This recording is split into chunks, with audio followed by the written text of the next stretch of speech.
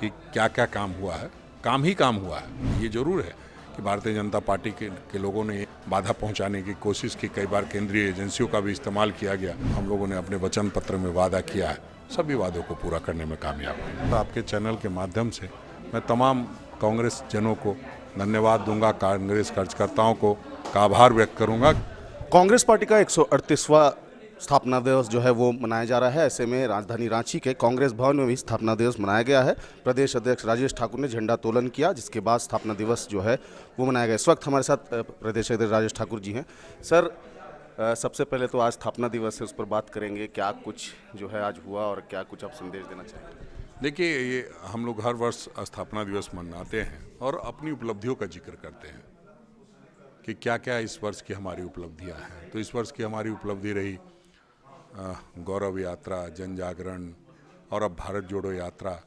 तो उसमें हम लोग लगातार कार्यकर्ताओं से कनेक्ट होते रहे, संगठन को मजबूत करते रहे और सच पूछा जाए तो संगठन सशक्त हुआ और उसका परिणाम ये हुआ कि भारत जोड़ो यात्रा में पूरे झारखंड की वाहवाही हुई।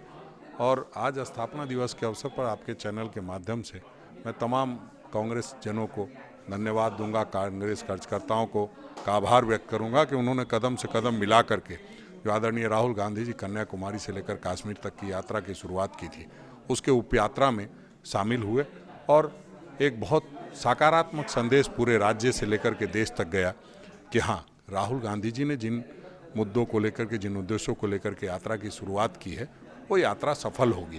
क्योंकि वो लगातार नफरत को लेकर के, बेरोजगारी को लेकर के, महंगाई को लेकर के चिंतित रहते हैं और उसी उद्देश्य को लेकर के कि इसको कैसे देश से भगाना है, इन तीनों चीज़ों को वो लगातार यात्रा कर रहे हैं। वैसे में हमारा इस तरह का नैतिक समर्थन और यूँ कहिए यूप यात्रा के माध्यम से तो हमारी बहुत बड़ी उपलब्धि रही है। हम ये कह सकते हैं कि 8.5 लाख हमने इस बार सदस्य बनाए, तो वो भी एक हमारी पिछले वर्ष की अगर उपलब्धि देखी जाए तो बहुत बड़ी उपलब्धि है।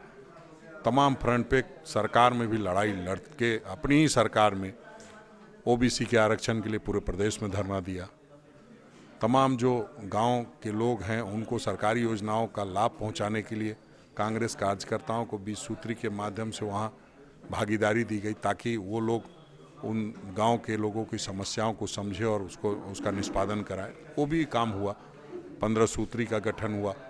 तो और आप देखेंगे तो 319 जो ब्लॉक हैं उसमें 280 ब्लॉक का अभी तक कमेटी बन गई। उसमें सभी जगहों पे 35 से लेकर 50 तक लोग उस कमेटी में हैं।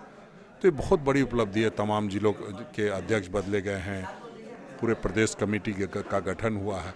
तो ये बहुत दिनों से लंबित चली आ रही चीज़ें हुई है।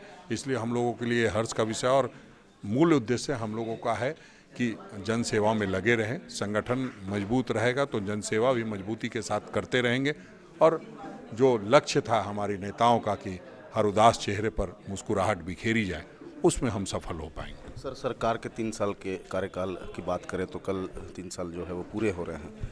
कितना आप नंबर दे रहे हैं, मार्क्स देंगे सरकार? देखिए, डिस्टिंक्शन तो हम कह सकते हैं, वो इसलिए कि जो कांग्रेस की ओल्ड पेंशन स्कीम थी, जिसको भारतीय जनता पार्टी ने बंद कर दिया था, उसको हम यहाँ चालू कराने में कामयाब रहे। राजस्थान में हुआ, छत्तीसगढ़ में हुआ, झारखंड में हुआ और अब हिमाचल के मुख्यमंत्री हमारे बने कांग्रेस के, उन्होंने भी कर दिया। वो सबसे बड़ी बात। उसके बाद 50,000 पारा शिक्षकों के लिए पद सृजित करके उनका समायोजन किया गया। सरना धर्म कोड जो लोगों की, यहाँ के लोगों की मूल भावना से जुड़ी हुई थी, उसको हमने पारित किया। 1932 का खतियान का मामला आपने देखा कि हमने पारित करके ये संदेश दे दिया कि हम यहाँ के लोगों को यहाँ का अधिकार देना चाहते हैं। 27% आरक्षण की बात थी, उसको भी हमने तय कर दिया। तो आप देखेंगे जो बच्चों की छात्रवृत्ति की बात थी वो भी हुआ। तो ये 20 सूत्री, 15 सूत्री का गठन, इसका मतलब ये है कि सरकार चाहती है कि अंतिम व्यक्ति तक लाभ पहुँचे और उसको पहुँचाने में हम लोग कहीं ना कहीं कामयाब हो रहे हैं। तो सरकार के एक बहुत लंबी फहरिस्त है कि क्या क्या काम हुआ है। काम ही काम हुआ है और कहीं कुछ नहीं। आप देखेंगे अगर जब उस दृष्टिकोण से देखें, हाँ, ये जरूर है कि भारतीय जनता पार्टी के लोगों ने इन प्रकारेण बाधा पहुंचाने की कोशिश की, कई बार केंद्रीय एजेंसियों का भी इस्तेमाल किया गया। बावजूद हमने उधर भी मुकाबला किया डट करके और विकास की गति को भी तेज करने में पूरा समय लगाया है। हम समझते हैं आने वाले समय में जो हम लोगों ने अपने वचन पत्र में वादा किया है, सभी वादों को पूरा करने में कामयाब होंगे। बिल्कुल, तो प्रदेश अध्यक्ष राजेश ठाकुर का कहना है कि फिलहाल जो है जो कार्यकाल जो पूरा हो रहा है 3 साल का, वो काफ़ी सफल रहा है और ऐसे में आगे भी जो है वो सफल रहेगा। सहयोगी अरविंद के साथ अंकुर सिन्हा, समाचार प्लस, रांची।